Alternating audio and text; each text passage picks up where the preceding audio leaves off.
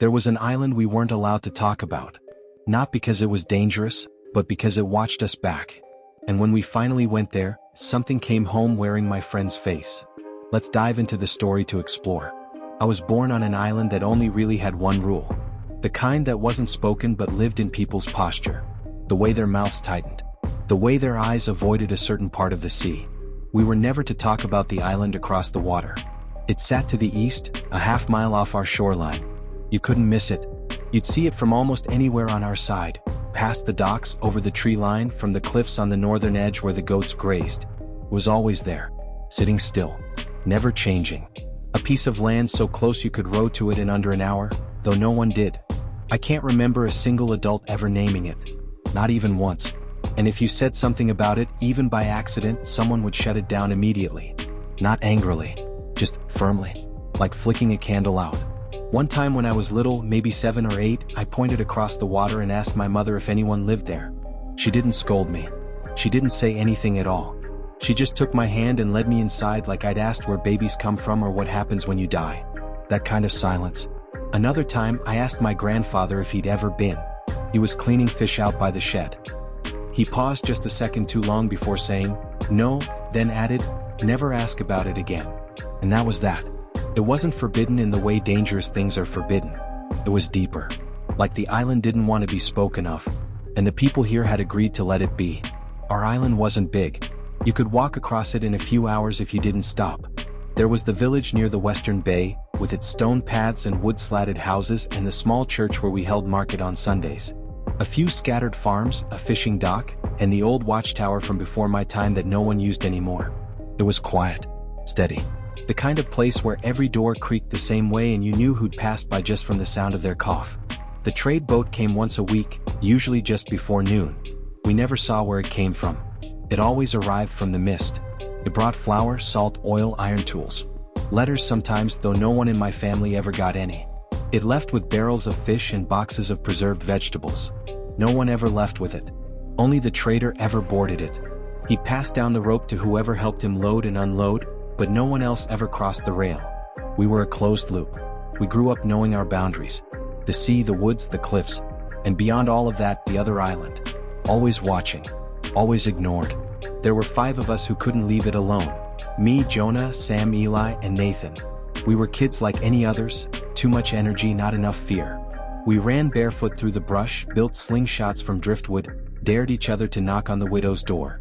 We spent hot days pretending to be soldiers and cold nights pretending we weren't scared of ghosts. We stole things but nothing important. Apples, candles, once a bottle of wine we didn't even like. We were just loud, restless boys. Jonah was the biggest. Tall for his age, shoulders already starting to widen like his father's. He didn't talk much, but when he did, people listened. Sam was the quickest, always first to climb something, first to run, first to joke about things that made the rest of us squirm. Eli was quiet and careful, and always the one who asked, "What if?" before we did something dumb. Nathan was clever, sometimes too clever. He'd make up lies so good we believed them even after he admitted they weren't true. And then there was me. I don't know what I was in that group. I guess I was the one who remembered. The one who carried it longest. We never said it out loud, but we all watched the island. From the rocks by the southern cliff. From the upper fields when the wind cleared the trees. From the shore when we were supposed to be fishing but spent more time staring at the horizon. We'd talk about it only when we were sure no one else was listening. Maybe it's a ruin, Eli once said. Like people used to live there but something happened. Sam snorted. What, like ghosts? Maybe it's where the trader comes from, I offered. He never says. Jonah said nothing. Just stared into the distance. We didn't speak of it often. And when we did, it was always with that half-serious tone kids use when they're testing how far they can push something without making it real. But over time the idea started to settle. Not in our mouths but in our bones. Like it had been waiting there all along. We didn't plan it then. But I think we all knew we would. It was Jonah who said it first. We were behind the storehouse, the 5 of us perched on a broken cart that sank slightly in the middle, chewing through whatever scraps we'd stolen from our kitchens. Salted fish, hard bread, half-rotted apples that still had enough sweetness left in them to be worth the trouble. The kind of food that tasted better because it wasn't given to us. He didn't clear his throat or build up to it. He just said, "I think we should go," like he was talking to himself. No one asked where. We all knew. That silence, The way no one looked at each other, the way we kept chewing like the words hadn't landed, that was agreement. Sam spat a seed into the dirt. Tomorrow?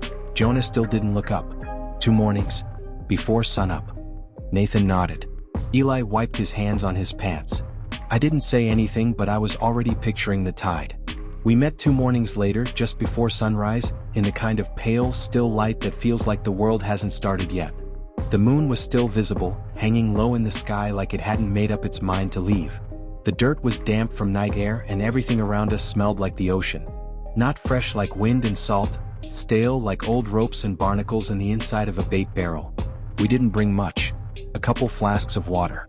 A loaf of bread wrapped in a cloth. Some rope. A pocket knife none of us could use right. Eli brought his father's compass. The face was cracked, and the needle had a habit of drifting even when you held it steady, but he brought it anyway. Sam brought a hammer for some reason, though he never said why. Jonah had taken the skiff from the far end of the dock where the unused boats were kept.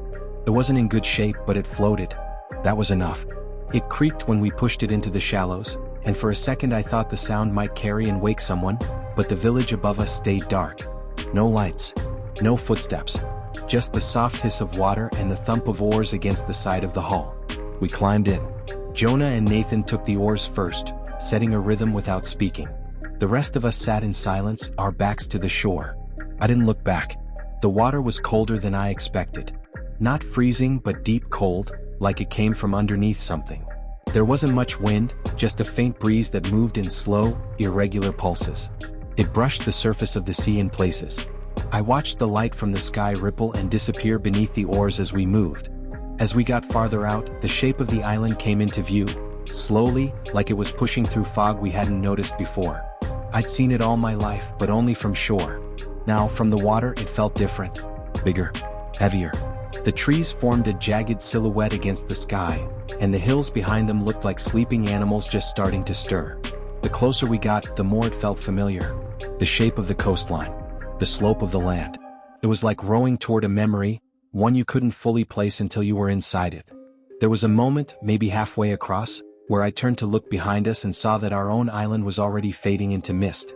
A low fog was moving in fast, curling over the water like smoke through grass. The beach, the houses, even the trees, gone. Just a soft, gray smear behind us.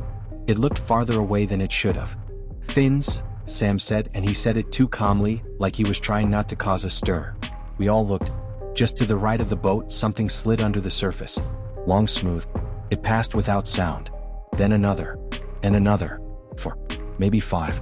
Just below the waterline, circling in wide, slow arcs. I couldn't see their shapes fully, but they moved like they had purpose. Sharks, Jonah said under his breath. Black tips. I think. Eli leaned forward. How can you tell? Jonah didn't answer. He just started rowing faster. So did Nathan. Neither of them said a word, but the skiff began to lurch forward harder with each pull. Sam reached down for the hammer in his bag and gripped it like it would make a difference.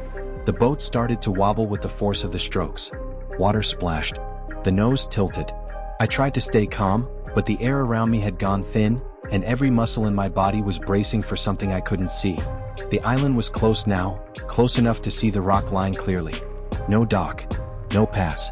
Just broken shoreline and thick brush that came almost down to the water. A crooked tree leaned out over the water near a narrow stretch of beach, barely wide enough to stand on. It looked untouched, uninviting. Then came the hit. A soft thud, followed by a jolt that rocked the skiff, like we'd slammed into something just below the surface. Reef? Jonah barked. The boat tilted violently to one side, then the other. Water surged in through a crack below the center bench. Cold, fast rising. Something heavy clattered against the boards, maybe the hammer. A second later, one of the bags split open and spilled across the bench. Bread, rope, the knife, all sliding toward the low side. Out, someone yelled. We didn't argue. We moved. The skiff was already sinking under us, one side dipping hard.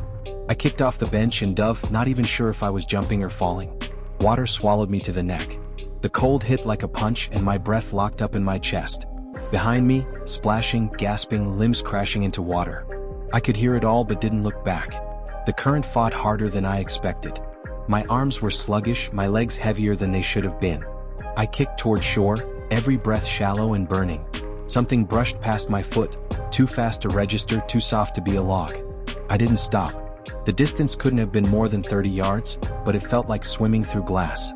The kind that keeps pulling you down instead of letting you break through.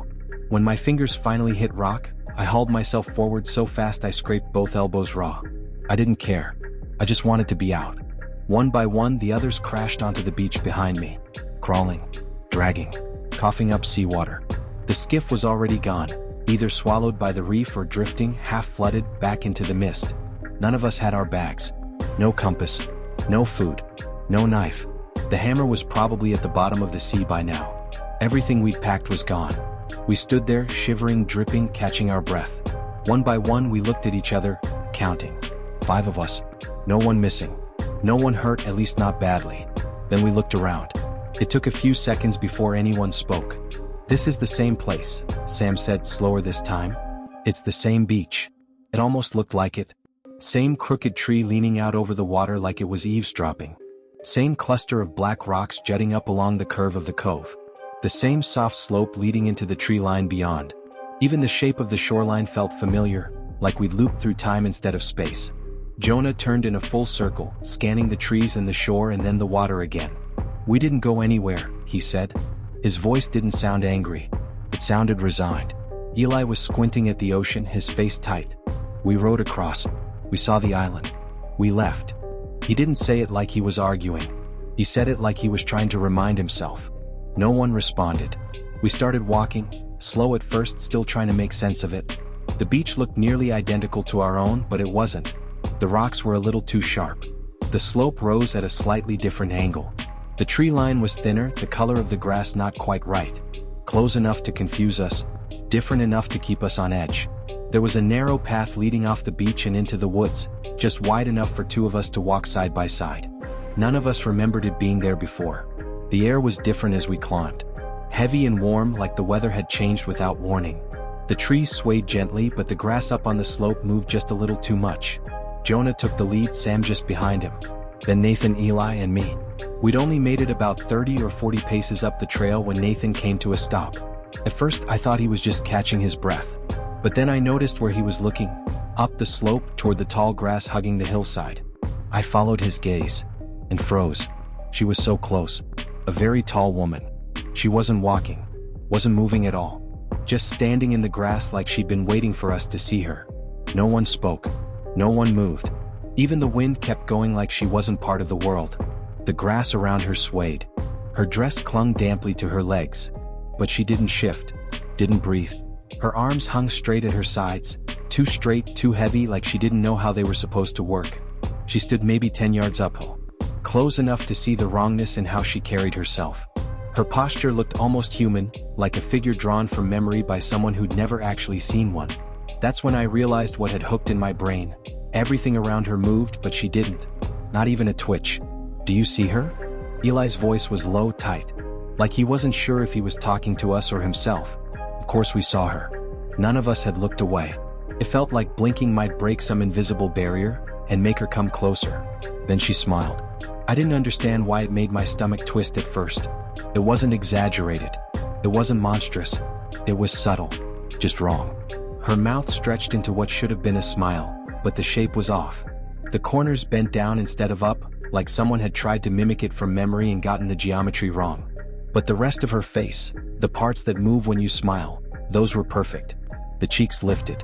The skin around her eyes crinkled. That mismatch was worse than anything else.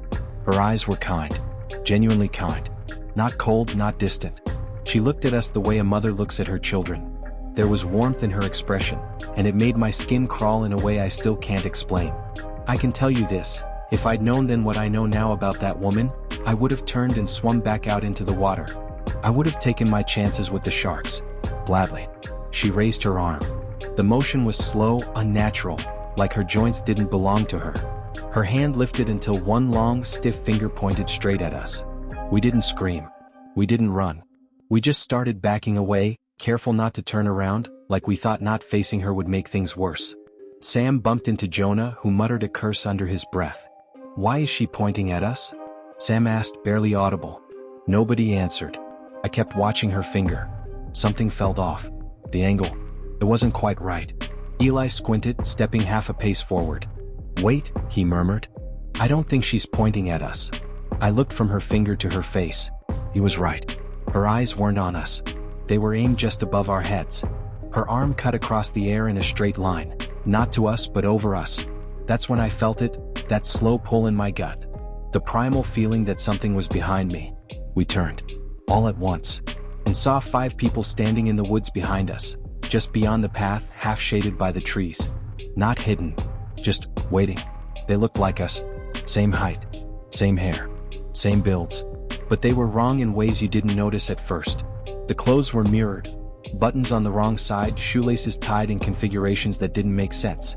Nathan's double had a tear in his shirt, but on the opposite side. Eli's double stood with arms crossed like he always did when nervous, except the arms were reversed. Left where the right should be. They weren't moving, just standing there, perfectly spaced, aligned, like mannequins arranged in a storefront. We didn't speak. They didn't either. Just stared, expressionless, like they were waiting for something. I stepped back without meaning to. The crunch of leaves underfoot sounded deafening. The air had changed. Not colder, not darker, just wrong. Like the rules we trusted had quietly stopped applying. I glanced back at the woman. She was still there, no longer pointing. Her body hadn't moved an inch, but her head was pushing forward. Just her head, tilting, straining toward us like it was being reeled in. Her neck stretched too far, vertebrae visible under skin that looked too tight to bend. Like she was trying to close the distance without taking a step. Like she wanted to reach us with her face alone. She stared at us with that same backward smile, mouth bent into a shape sorrow should never take. And those warm, impossibly kind eyes. That contradiction, grief twisted into joy, settled in her face like it had always belonged there. Her eyes were on us now, not the doubles. I could feel the weight of her attention pressing against my chest. Eli made a sound, a sharp, shaky breath, and that collapsed into a sob. Quick, uncontrolled. That was all it took. Her body didn't move.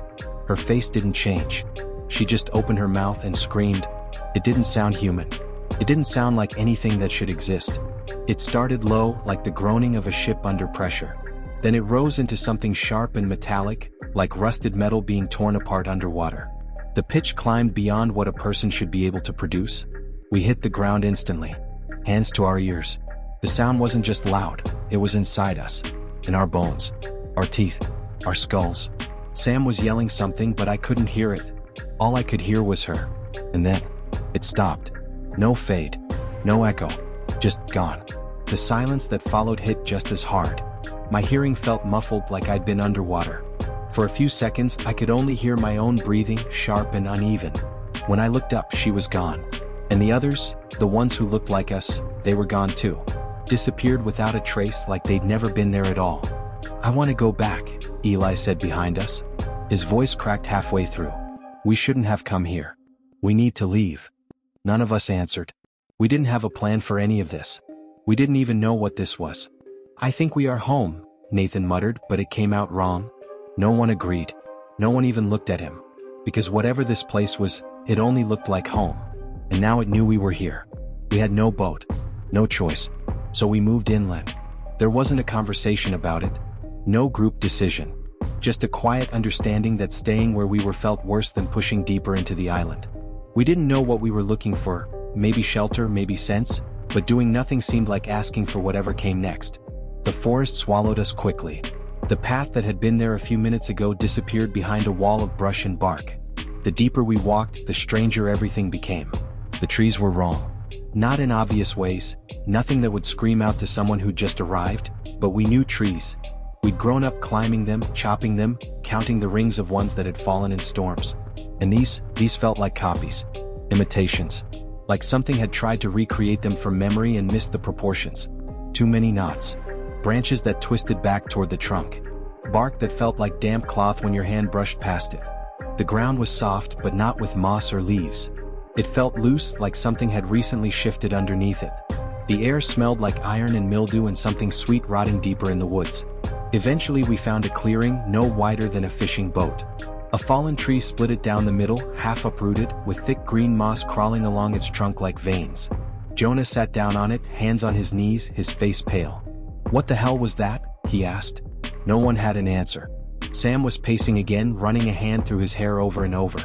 Eli stood with his back to a tree, eyes scanning the brush as if he expected the woman, or something else, to step through it at any moment. That's when we heard it, a click. Soft, mechanical, out of place. Not a branch snapping or the wind shifting, but the distinct sound of a latch lifting. A door opening somewhere ahead of us in the woods. None of us said to move toward it, but we did. No one suggested turning back.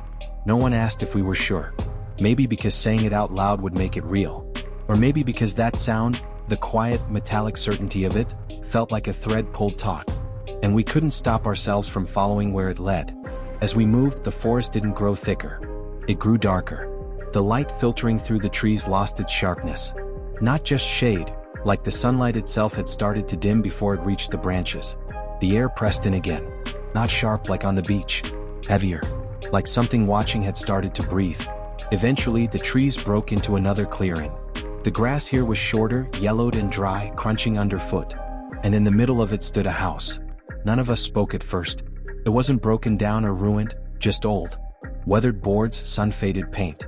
A small porch sloped slightly to one side, and the roof looked like it had sagged a little in the middle, like something heavy had once sat on it. It looked like the kind of house someone might still live in. We approached slowly. Cautious, not curious. Something about it made our steps slow down without us talking about it. I kept scanning the windows, half expecting someone to be standing just behind them, watching. Nathan stopped before the others did. He tilted his head slightly, then pointed to the corner of the porch. "My dad made a post like that," he said quietly. "What do you mean?" I asked. He didn't answer right away. He walked a few steps closer, squinting at the frame around the door. Then to the woodwork under the windows. "It's like our house," he said. "It's not the same. But it's close." He stepped up onto the porch. We followed, hesitant. None of us wanted to be near the place, but no one wanted to let Nathan go alone either. The door was already cracked open, just a few inches. Nathan hesitated anyway, like something might still reach out and shut it. Nothing did. So he pushed it open the rest of the way. The smell hit first. Just stale air and old wood. Like a room that hadn't been opened in too long. The kind of place where dust doesn't float, it just settles into the walls. It looked small from the outside, but the inside felt deeper. Bigger than it should have been. Like the walls had stretched just enough to be wrong. Inside, the light was dim and orange-tinted, like it was filtering through the wrong kind of glass. The hallway was narrow. A coat rack on one side. Faint scuff marks on the floor. A chair in the corner that looked familiar, though I couldn't say why. Nathan stepped in first. We followed slow. Nathan was quiet.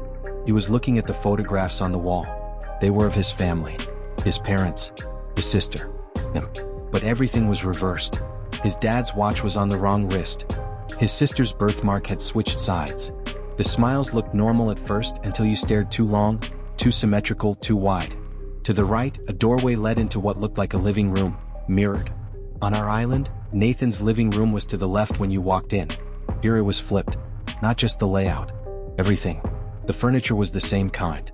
Not identical, but close. Same colors. Same wear patterns. A clock on the wall ticked just a half beat slower than it should have. The painting above the mantel showed a landscape we all recognized, except the river ran the wrong direction. "I want to go," Eli said behind me. His voice was barely there. None of us answered. We just kept looking. The room held us. Not physically, but in that way a nightmare does, where the air feels thick and stepping backward might wake something up. We weren't frozen. Just slow. Careful. Jonah was eyeing the bookshelf. Eli hovered near the fireplace. I stood by the wall, watching the second hand on the clock stutter with each tick. Sam moved toward the painting above the mantel, staring at it like he expected it to blink. No one talked. We were all too deep in it, scanning corners, studying the little wrong details, trying to figure out what this place was. Then Sam turned, brow furrowed. "Where's Nathan?" Every head snapped around. He wasn't there. He hadn't made a sound. No footsteps. No door creak. He'd vanished like air. We searched the house fast, calling his name, moving from room to room in a rush that didn't feel loud, just clumsy. Like our panic didn't want to make noise but couldn't help it. There weren't many places he could have gone. The hallway led to a small kitchen, a stairwell, and a narrow back room with a locked door. Jonah tried the handle and found it wouldn't budge. No light under the crack. No sound from inside. Sam ran up the stairs two at a time, Eli and I close behind. They creaked under us like normal stairs, Nothing theatrical, nothing dramatic, but every groan from the wood felt too sharp. Like the house was responding. There were 2 bedrooms upstairs. One was empty, bare except for a bed frame and a window nailed shut. The second had a dresser, a mirror with a cracked corner, and more photographs. A different version of Nathan's family. This time, the faces were missing from some of the frames. Blurred out or too dark to see. But no Nathan. When we reached the bottom, Jonah wasn't there. We found him just outside, a few steps off the porch, arms crossed.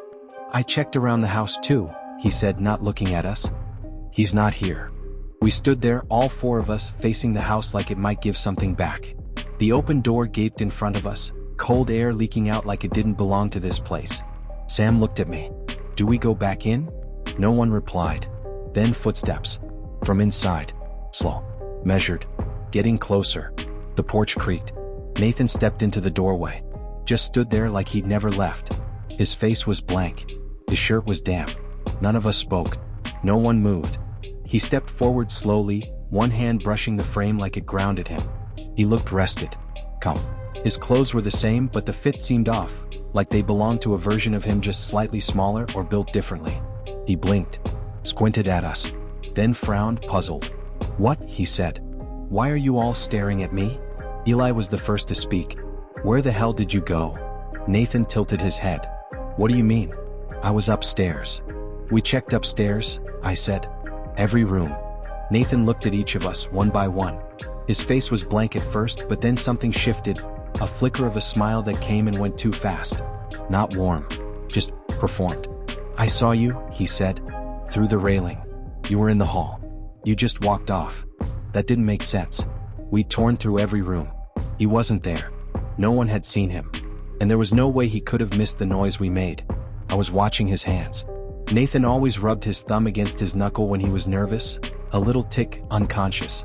This Nathan's hands were still, relaxed, at his sides. He stepped down from the porch. None of us moved. "Are we going?" he asked. Same voice, same face, but the rhythm was off by a beat. Too calm, too smooth. No one answered. We just stared, waiting for something to twitch wrong. I opened my mouth to say something, but I couldn't make the words form.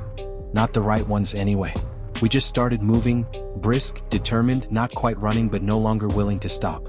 The sky was dimming fast, the woods deepening in color, and everything around us seemed to press in with a quiet that felt more like watching than stillness. Jonah walked up front. Sam stayed beside me.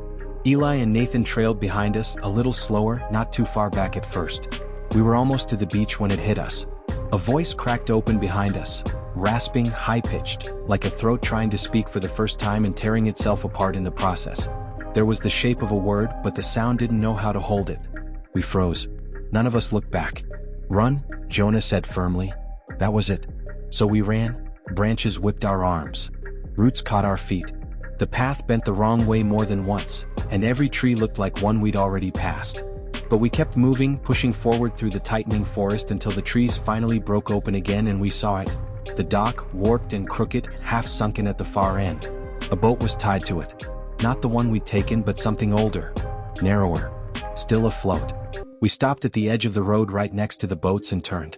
I checked to make sure everyone was with us. Eli was not. I watched the clearing, expecting to see him jogging up behind, cursing or out of breath. But the bend in the path stayed empty. We waited. A few more seconds passed. Then we heard it. A scream, ragged and sharp, echoing through the trees like it didn't belong to a voice but something breaking. Not words. Just pain. Jonah moved first. He stepped away from the boats, 1 foot toward the woods. And that's when she appeared. She walked slowly out from the bend of the clearing, circling into view. Cradled in her arms was Eli. He was still screaming. His body writhed, legs kicking, hands clawing at her shoulders. She didn't struggle. She didn't even seem to notice. Her arms were wrapped tightly around him, pulling him against her chest like a mother calming a child in the middle of a tantrum. Her face was fixed on us. Not Eli. Not the forest. Just us. Her eyes never left ours, like she wanted us to see everything. And we did. That same downward smile carved her mouth into a deep, strained curve. It looked like the expression had been sculpted into her face with wire, pulled tight and wrong. But her eyes told a different story, soft, glassy, full of warmth, like she was watching something beautiful unfold. As she held Eli tighter, her lips quivered slightly as if the shape was difficult to maintain. Her cheeks twitched, like they couldn't decide whether to frown or laugh. She was trying to be gentle. She wanted us to know that. Eli was screaming, but it wasn't just fear. It was pain. Real pain. The kind that stopped sounding human. His arms pushed against her shoulders, clawing, slapping, nothing that made a difference. His legs kicked out violently, his whole body thrashing like an animal in a snare. The heels of his boots barely scraped against the dirt as he was being held up. And still she looked at us, like we were the ones she was holding. Sam made a sound, half a sob, half a curse, and stepped forward. Jonah grabbed his arm. "We can't," he whispered, his voice cracking. "We can't." But we all took a step anyway. I did. I felt my foot move before I meant it to, like something in me couldn't stand still and watch. Then Eli screamed again, louder this time, high and desperate, raw at the edges. The kind of sound that burns your throat even when you're not the one making it. He kept kicking. Kept trying. She didn't flinch. Didn't tighten her grip suddenly. It wasn't violence. It was pressure. Steady. Controlled. Like she was soothing him into silence, one bone at a time. His screams of agony unraveled into a choking, broken gasp, like even his voice was giving out. Then we heard it. A single crack. Subtle. Quiet. Like a thick branch snapping underfoot. Eli jerked once in her arms. Then stopped moving. His head lolled against her shoulder. His arms dangled at his sides, empty of fight. She didn't stop smiling. She held him there, still watching us, her eyes locked onto ours like she wanted to see what we'd do next. Her fingers brushed his back in slow, meaningless circles, like she was soothing him to sleep. Jonah stepped backward first. Then Sam. I followed. I didn't even think, I just moved. The boat scraped against the rock as we pulled it into the water. Nathan hadn't spoken. I looked at him once, just once, and wished I hadn't. He wasn't crying. Wasn't breathing hard. He was standing completely still, watching her. And there was something small and soft at the corner of his mouth. An attempted smile. Just enough to be seen. Just enough to be wrong. We climbed into the boat. Pushed off. No one looked back except me. She was still standing at the edge of the trees, Eli's body limp against her chest. One arm wrapped around him like he was hers. And the other lifted slowly. She waved. We didn't speak on the water. None of us touched the oars at first. The tide pulled us gently, like the sea itself was too tired to fight. The sun had almost slipped beneath the horizon, casting everything in that strange copper light that makes the world feel unreal, like you're seeing it through memory instead of your own eyes. Jonah finally took one oar, Sam the other. I sat in the middle, arms locked around my knees, staring at the ripple patterns trailing behind us. I don't remember when we lost sight of the mirrored island. I just remember the moment the real one came into view. The same island we left. Same houses. Same hills. Same docks. But we didn't come back whole. One of us was dead. And one of us came back wrong. There was a crowd at the shoreline. People from the village. Parents. A few older brothers. A grandmother with her arms folded tight. They weren't shouting or pacing or scanning the horizon. They just stood there like they'd been waiting. The boat scraped against the sand. Hands reached out. My father, Sam's mother, Jonah's uncle. They helped us out without a word, their eyes flicking from face to face, counting. When they didn't find Eli, no one said it out loud. They just knew. His mother began to cry, quiet at first, then sharp and shuddering. His father stood behind her, unmoving, staring past us at the horizon like he was still hoping to see his son come into view. One of the older villagers, maybe the priest, maybe just someone who'd done this before, put a hand on her back and gently led her away. She didn't resist. She just let herself be led, walking like someone made of paper. Someone reached for Nathan and pulled him ashore, calm and deliberate. His mother rushed forward next, throwing her arms around him, clutching him so hard it looked painful. She was crying too, but it was different. Her hands twisted in the back of his shirt, but her face stayed tense, like she was trying to convince herself this was really him. Like she already knew she'd have to let go again. Nathan didn't hug her at first. He stood stiff for a second. Then slowly, he wrapped his arms around her. When she pulled back to look at him, something shifted in her face. Her hands stayed on his shoulders, but her fingers had gone stiff. Her eyes scanned him like she didn't recognize what she was holding. Nathan smiled. "You're holding me like I died." His voice was almost playful. Almost. He let out a small laugh, quiet, thin, like he wasn't sure if the joke had landed. It was too practiced. It started too fast and ended too late, hanging in the air like it didn't know when to stop. His smile stayed in place, but it didn't settle right. The corners of his mouth began to pull down instead of up. At first it looked like a twitch. Then it kept going, bending further, stretching the muscles in his face into that same strained expression we'd seen on her. A smile that was trying to mimic joy but failing at the geometry of it. His eyes didn't match it. They looked heavy, glassy, and full of something that didn't belong in a smile. Regret, maybe? Or grief. He wasn't afraid. Just resigned. Like something inside him understood what came next and didn't try to fight it. His mother let go of his arms. She took a step back, one hand covering her mouth. Behind her, the others had already started to move. They didn't raise their voices. They didn't argue. It was as if the whole village had already made peace with what needed to happen. A few men stepped forward. Jonah's uncle. Sam's father. A neighbor I didn't know by name. Nathan didn't resist. He didn't ask why. He just stood there, shoulders low, his eyes still on his mother. One hand reached for his sleeve. Another for his collar. They escorted him to the sea like they'd done it before. No ceremony. No shouting. Just the sound of the tide and the low murmur of footsteps on wet sand. They held him under until the waves stopped moving around them. And then they let him go. I still wonder if the real Nathan died in that house. Or if we left him there, alive, watching us walk away. Sometimes I think what came back with us wasn't pretending. I think it believed it was him. We begged our parents to send someone back. A boat. A search party. Anything. But they just looked through us like we hadn't spoken. Like we hadn't seen what we saw. By the next day no one even said his name.